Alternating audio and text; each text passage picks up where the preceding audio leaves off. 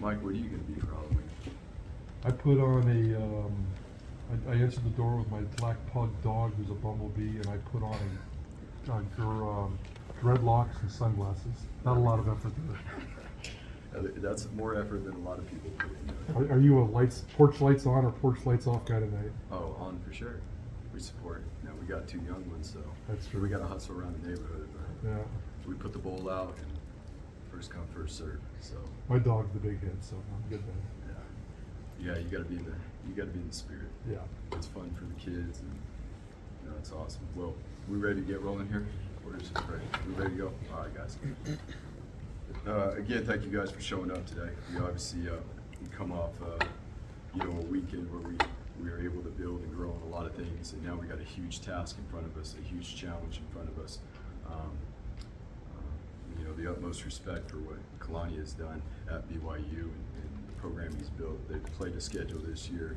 You know, the competition they've played against, you know, the teams are 30 and 11, and he's played a bunch of ranked teams, you know, beat ranked teams. Offense is very high powered. Quarterback is extremely experienced with a wide receiver core that is explosive, big, and a run game that has been very productive over the course of the last couple years, not only this season, but the last couple years. They're big up front and they move really well with the mid-zone schemes that they run. And what comes with it is the play actions and the things off. And then, you know, they've always had a really good defense with guys that move around and play physical and get to the ball. They got a big defensive front. Their linebackers are very athletic. They're very active, and so that's going to pose you know, great challenges for us as we prepare and we put a plan together for this week. With that being said, let's answer some questions. Obviously, you've had some great battles with them. Games always seem to come down to the wire. There's just some classic, you know, moments in the rivalry. What comes to mind when you think of the BSU, you know, BYU rivalry?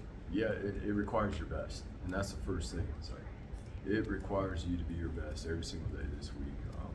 As coaches, as staff members, in preparation for our players, to create a plan, to identify the personnel that they have, that we have to be very aware of in certain situations, how we create a plan that the players are able to bring to life so that they can play fast and play physical, because this is always a very physical game. You played and coached against BYU. Is there a game in the series that stands out to you, one you'll never forget? Well, just like we were just talking about, there's been so many tight games. There's been a ton of them, and ultimately, the only past games, or the only things we think about from the past games, are the experiences that will help us from a technical and schematic side of this next opportunity. So we don't really reflect on a whole lot. There's not a whole lot of time, but I will say this: whether we're playing down there or we're playing up here, this is always a game where the atmosphere in the stadium is very electric. There have been some very close games, and again, it comes down to a few plays here and there, and who can execute the best, who can be their best, and who can take care of the football and be relentless for 4 quarters. This is the last time you'll play on an annual basis. I mean, what are your thoughts on that game ending for a while? I haven't really put much thought to that. Again, just focused on what it is in this opportunity in this week, and then, you know, after that. But I haven't put much thought to that. There are a lot of fans and a lot of build-up because it is the last one for a while. I mean, bragging rights, that kind of thing. Like, who knows when you'll play again? Is there any? I mean, from a player standpoint, is there any extra motivation knowing this could be the last one for a while? Well, it's just, we just spoke about, there's a lot that goes into this game. Your best is required each and every day. So the amount of motivation that's already going into it, again, I know there's a hype on this is the last game for a while and all that, but this is the only game this week that matters, and that's all that it is. Again, yes, it's been a series that we've played now, obviously, for a decade, more than a decade, and so, and even before that, we've had series with them. So it is a regional game that has been a rivalry game, and that we know that it's going to take our very best to be successful this week. Looking at the challenge this week, Paul, quarterback for BYU, quite possibly could be the best quarterback you've seen all season. So what kind of a challenge is he Well, number one, he's very accurate. You can see it from his touchdown to interception ratio. He's completed 66%. He is a quarterback that makes all the throws. He makes the throws down the field on the outside, whether they're 9 balls, whether back shoulder, makes the throws over the middle of the field. He makes all the intermediate throws. And comes with that is his ability to extend the pocket and be able to move and throw on the run as well. And so when you really look at it, he's a complete quarterback from that standpoint. And the wide receivers, again, it's a talented group, and I know some of those guys have been banged up, but they keep showing up. They got a ton of wide receivers that are very productive. Andy, on defense at home this year, you guys have played 8 total second half quarters, 120 minutes. You've allowed 3 points. What is the key to being a good second half team? Like, is there something to that? I'm assuming it's more than just coincidental. Well, you know, it's a combination of a bunch of things. It really starts, again, throughout the course of the week and having an understanding of what is the plan, who are we playing, how do we have to handle certain situations from the standpoint of personnel and formations, and what is the offense, what's the offense's game plan, and then being able to move forward quickly and see the things that our defense is getting and be able to adapt, try to stay out in front of things, prepare the guys on the sideline. When we're on the sideline, I mean, it's as much work as when we're on the field, and that's part of it. And you know, that doesn't start during the game. That's during the week of practice, and making sure that our guys are prepping at practice that way, and the constant communication in between the reps. When the ones are out there getting their reps and the ones come off the field, it's the constant communication of staying in the flow of practice and building that, because the stamina, the mental, you know, focus that it takes to be able to be on point for 3 hours and 15 minutes, that's the short side. Our games have actually been a little bit longer this year for whatever reason. We have to train to do that. And the operation at halftime, the way the players are locked in, it's finding answers at halftime. Again, being out ahead of what can come in the second half is a big deal, but ultimately it comes down to the personnel and the players being all in on that. The progression of Talon over the last month, how would you describe it through your eyes? Well, I mean, like we've spoken about, it's we've been progressing, and the first thing that we said a month ago is, you know, we are going to make progress, we are going to grow, and with each time that Talon gets to go out on the field to practice each week, there are certain objectives that we set out that, okay, this week, this is what we need to grow at. And he's been persistent. He's taken advantage of his opportunity, and as we all know, last week was his best performance. But we're not done. We're not done growing. There's things that are set out in front of him for this week that we'll need to meet those objectives during the week of practice. But it all comes down to, like any other position, the confidence in getting the reps at doing it. Especially at that position, the command, not only out when we get out in the field, but the command in the meeting room, building that confidence in there. Coach Cutter's done a great job with him and continuing to build him, and we'll have to continue that as we go through. But the way he commands the huddle leads to his confidence at the line of scrimmage, leads to his confidence at his decision making once that ball is snapped. And as we continue to work together, and there's consistent schematics that he gets comfortable with. It's not about what we want or what people want to see. It is about what our players, not only Taylor, but it is about what does our personnel do best. That's football. Defensively, it's about what does our personnel do best that we need to do to give ourselves a chance. It's always about the personnel. The passing game seemed like, I mean, obviously, in front of our eyes, took a major leap on Saturday night. You guys always talked about his abilities and his passing, but even at this point, is he progressing faster than you thought? Is he a better passer than you thought? Why is it all clicking so fast and so furious? Well, I mean, the questions are still being answered or asked, 2 weeks ago about how are we going to get to right? Exactly. So, I mean, it is always about what is the defense giving us and being out in front of that too and creating a plan. We have a better idea of what defenses are presenting on a given game day to, if they're giving a certain defense to handle the run game, then what does that open up in the pass game and vice versa. and that's the way the game works, you know. And the coaches have put a good plan together last week. Last week was last week. This week is the most important thing. And how do we get ourselves in rhythm this week so that we can be successful? You mentioned the BYU defense. I always think it's getting ready to call games.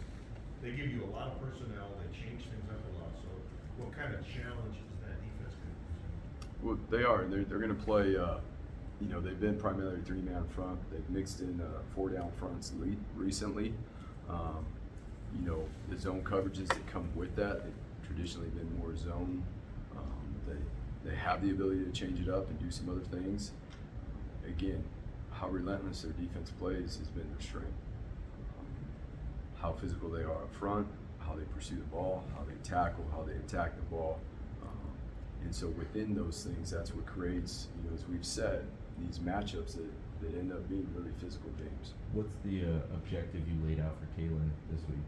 Well, today's Monday, and we're working on that. So the biggest thing for us coming out of last week is to be able to operate and really keep ourselves on schedule during the week. How do we take full advantage? And it's not only for him, but it's for the whole team. How do we win Tuesday better this week? And that is the biggest objective, not only for him that we've laid out as a game plan is getting built right now, but how do we win Tuesday? If we win Tuesday, we start fast on game day. And what does that look like from last? What are the things that we did well last week in practice that we've had to pick up and do even better this week with our process? Taylor is such a young kid. I'm sure he's an excitable kid. He understands what's gone on in the last month, and he's just his head's got to be buzzing. Mountain West Player of the Week today. How much do you have to, you know, when this whole process started a month ago, it seemed like it was all about physically coaching him to be a better football player. But now you got to get into his mind a little bit and maybe coach him mentally, or you always probably have. Always have. That How doesn't have you? stop. How has So that? that's for us behind the scenes, Mike. That's the consistency that doesn't change. And I know Yeah. you guys get that. You guys ask all the questions, and is it pretty consistent up here? It's pretty consistent. Yeah. I know that may frustrate you guys, but guess what? That's what creates consistency. Is the same message, and then laying out objectives, and let's go meet these objectives. Let's set these goals for this week, one day at a time, and go get it. Nothing's going to change for him. He knows very well when he shows up here in a little while, when he gets done with class, that it's time to go to work. And what happened last week is last week, okay? And it is going to require us to be our best this week, and he understands that. He knows that. He's going to be eager to, okay, what is it that we can do this week? What are we going to need to get done? And again, the process, week to week, you know, teams that want to be successful in November get better at the process. You're either getting better or you're getting worse. There's new objectives. We're talking about the new defensive schemes that we're going to see this week, which is different than what we've seen in the past couple of weeks. And so what is it that we have to do in order to be successful? Andy, you have such a defensive background. When it comes to a guy like Taylor, how much fun, for lack of a better term, I guess, how much fun has it been for you, and how challenging has this been for you as a head coach as you spend more time with the offense and probably Taylor for that matter too?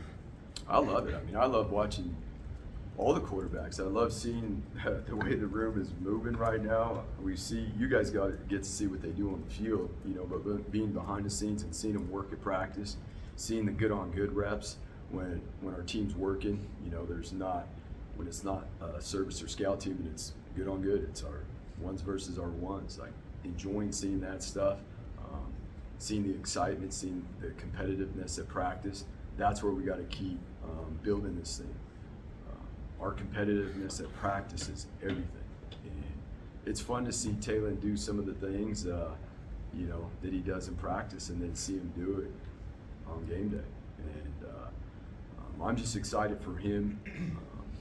Obviously, as we spoke about, it's about being humble and hungry and staying a certain way and keeping our priorities right here, because at this point, that's all that matters.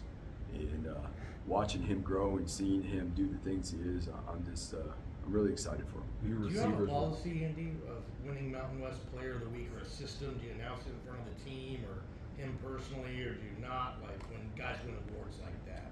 Yeah, so it usually comes out after our team meetings. So when guys have won those awards, it typically comes out after our team meetings.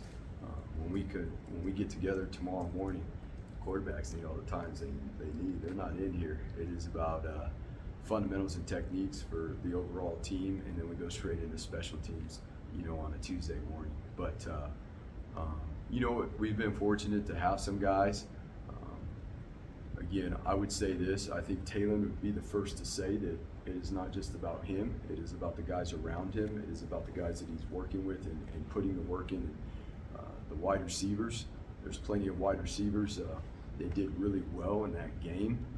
There's obviously a O-line and running backs too that did really well, and he'd be the first one to say that. It's more about praising you know, that side of the ball and the team. And you know what? Guess what? The scout team to help them get ready to do those things, you know. Your receivers were catching passes with more space than probably they have all season. Is that them being more crisp with their routes? Is that tailored timing being better? Is that just Colorado State defense was playing something you guys really could attack? I mean, what was that? Well, I think from our standpoint, it's always about us. I think it's a combination. It's a combination of, again, us banking reps, experience together. Us really, as we've spoken about, coming out of the bye week, what is it that our guys do well? It is all about our personnel. What complements what we're doing in the run game that we can do in the pass game? What are the things that we protect well? What are the things that ultimately, the most important deal, what are the things that the quarterback feels confident in doing with the wide receivers? That's the biggest thing. We can have all the ideas and get on the board and draw this, and Coach Cutter's done this a long time.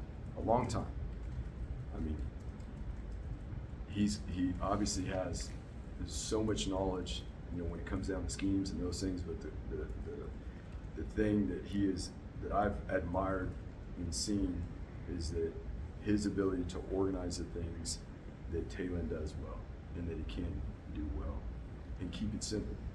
When you look at that, what are the things that Taylor does well? Yeah, he does a lot of things well, but I'm not going to get specific on that because he'd be handing out that information. With the scout team a couple times recently, and particularly after that Air Force game, who are a couple guys on that team that no one knows about or that understand? Well, JJ Talo, the scout team player of the week. Those are the things that we praise in front of our team. The guys that don't get that recognition, that's doing the work behind the scenes. Braxton, you know, Braxton goes back and forth because he is on the travel. Those are the things we praise, you know, in front of the team because nobody else gets to see what these guys are doing. The scout team O-line has been tremendous. This week he'll be even more important because this will be the best O-line that we've played against. But even Maddox has done a phenomenal job on the scout team. You know, and Jake Rip is a linebacker that's played multiple positions on scout team for us, whether it be nickel, in the box linebacker, lining up on the edge. And so it's fun to go down there too and work with the defensive scout team and see these guys and work with them, especially when, you know, the looks they're given are, you know, at times this year have been similar to some of the things our defense does. When you look at a guy like Caleb Biggers, and I think of, you know, all-time great cornerback seasons here, and I think of like Jamar Taylor in 12 and stuff like that. Like, Yeah, Jamar's good. How often are teams testing Caleb, and without like, you know, the mainstream stats that really, you know, glorify his meaning to the impact? Is there any way to that you guys, you know, measure his impact to the roster?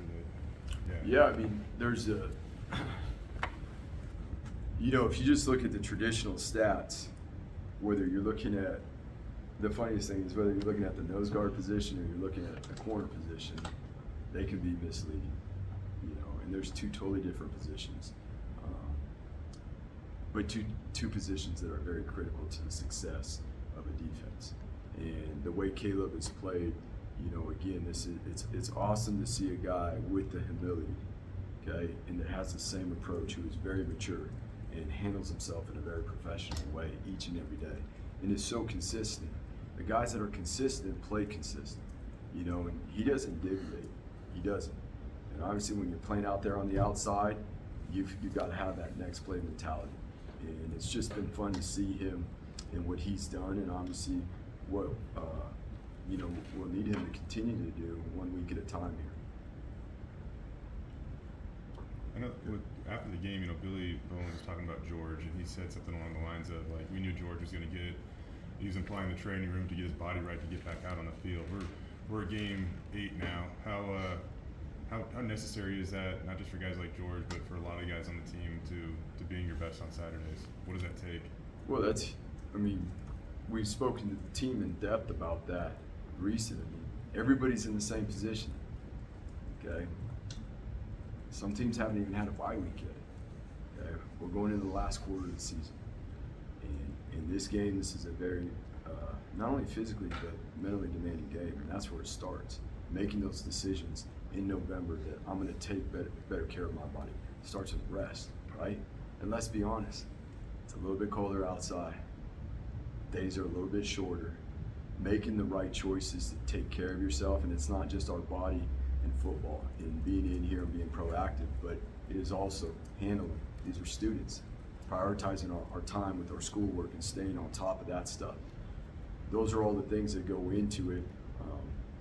Not only for the guys that we see, on TV, the top 35 guys that get the most of the playing time, but that's for everybody in the program right now. Because again, as we've spoken about, there's a lot of guys behind the scenes that are doing tremendous things to help us be successful. We talked to you quite a bit about Divine after the game, but has he earned a greater role on this team? And you go back and you look, how disruptive was he? Because 4.5 tackles for loss, it's an elite stat line. Yeah, that's something we definitely can build off of right there. And it's awesome to see a guy like him be able to step up and do those things when some of the starters were out because of injury. But I'm excited for him and where we grow from here. No different than Taylor and what we did. No different than George and what George did last week. For everybody, that's our commitment. In this program is how do we keep growing forward, and I'm excited to see Divine do those things and establish himself as a guy that can be disruptive in the run game and in the pass game. He had fun celebrating some of those plays, but at the post-game press conference, he could not have been more calm. What is Divine like to you, I guess? Yeah, when you step between that pain, it's a little bit different. And the mentality you have and the energy you play with is a little bit different when you step outside of that pain. It's what you see on the field, what you saw on the field, that's the way we need to practice. That's the way we need to operate, and not just him, but everybody. And then, I didn't see him when he was up here at the podium, what he looked like, but he's pretty lighthearted, a fun guy to be around all the time. He comes with you can count on one thing, Divine's going to be in a good mood, and if you want to have a good conversation, that's a guy you can go to no matter, whatever point in the day it is, early in the morning or in the evening or whatever. So I enjoy being around him. Again, I look forward to working, with him as well as the rest of the guys this week to continue to get better. Corey Hall, big night for him Friday night. I know you got a football game, but if I remember right, you guys were roommates. Yep. You guys were close. What did he mean to this football program, and what's your relationship with him now? Well, number one, he's like my brother, so it is a huge deal. What Corey has done, for this program, what he did while he was in the program as a player speaks for itself. He's one of the best defensive players to ever play here, and to be a guy that grew up right here in this state. He comes from a great family that Dan and Karen are like parents to me too. And so I'm excited for him. It's awesome. It's been a long time coming for him, and even now, a little bit more behind the scenes, which is typical of him. But the support and the things that he does to still help this program, to help players to be, whether it's things that he does from behind the scenes to help this program continue to grow, or even some of our players going and doing internships and working in the organization that he currently works for, BBA. It's awesome. He's a Bronco. He's a true Bronco that we're going to say there's guys that truly represent the brotherhood. There are a lot of them, but he's going in the Hall of Fame because he is definitely one of those guys. With Cortez Hogans, he's a JC transfer. That was probably the biggest game he's ever got the chance to really play in. Remember when he was being recruited here, he said that he chose this place because he felt like you guys were the most upright and honest with him. So What did he do to put himself in the position to have the success he did? And how much did he just enjoy his first, Division I college football game? Yeah, I mean, it was awesome to see the guys step up. We were down a few guys, and he worked really diligently last week to get himself ready for that. And there's a lot of things that we're going to have to be better at this week, and he knows that. But he did an unbelievable job for his first time stepping in. We adjusted Ahmed and put Ahmed back inside because of the lack of depth we had there last week. So that created the opportunity for him to step up with Dimitri playing over there as well. And we're excited, again, for what he can do going forward. And again, his humility and coming back in here and watching the game with him yesterday, he knows. He was on it. We're going through the film. This is good. This is good. I need to do this better. I need to do that better. I can do this better. And that is awesome to see. When guys come up in here and they play good, they play well, but they're coming up in here and they already know what it is that they can and they want to work on to be better at it. Andy, when guys, I don't know if you're going to comment on this or not, but when they don't want to be here anymore, do you ever try to convince them to stay? You know what? This game's hard enough. This game is hard enough, and in the world we live in today, in certain situations, it's always about being on the same page with communication and all those things. And in the world we live in today, those things are going to happen. Our team has been awesome about moving forward and focusing on, again, what is right in front of us, what is our goal, what are our opportunities. A month ago, you guys were 2-2. Now you've won 4 straight. You're undefeated in the conference. Where is this team different than it was a month ago? Well, I will say this. I mean, it's all the players. It is the players' commitment. It is the players' work ethic. It's their chemistry and how they're working together, how they've committed to each other. And that is the thing that has been awesome to see is how they work, how they support each other. There's been guys step up. We've been able to play, whether at times out of necessity, like we're talking about, or guys earning roles. And it's been cool to see a bunch of guys get an opportunity to play. It was awesome to see all those guys play at the end of the night this past week. But the thing that, where we're at right now is we're focused on the process each and every week. And we've done a better job of that consistently throughout the month of October as we go and we move forward. There are plenty of areas where we can continue to grow with that to be our best, which it will be required. We have a huge challenge this week, and our team knows that and understands that, and so we'll have to grow some more this week and make sure it always starts with our chemistry, how we're working together, and I know our guys are eager to do that. 6 college football coaches have been fired this year. It's not even November. I'm not going to ask you about Brian Harsin, but as a college football coach, is that a trend that should be concerning to you in your industry? Well, you know what, and again, I'm sorry, I know it's not for whatever reason, but we're just, the amount of time that's in the day and the things that we have, I haven't put much thought to that, and obviously, I'm fortunate for that staff and knowing a lot of those guys and feel for those guys and thinking about them, but you know what, it's very high demand in this game. Every Monday we come in here, we talk about it, right? Every Monday. And in this life, you get to choose, the things you're going to focus on. And you can focus on the things that you can control, the people you can impact in and around you, and ultimately that's what I think about it.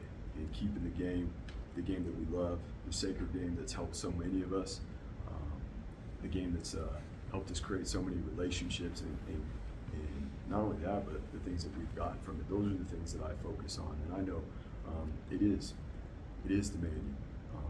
There's a lot of expectations that go along with it, but at the end of the day, the things that we're focused on are, for us here, I can't speak for everyone, but we're focused on our players, our staff, our family right here, and that's all we can do. Thank you guys.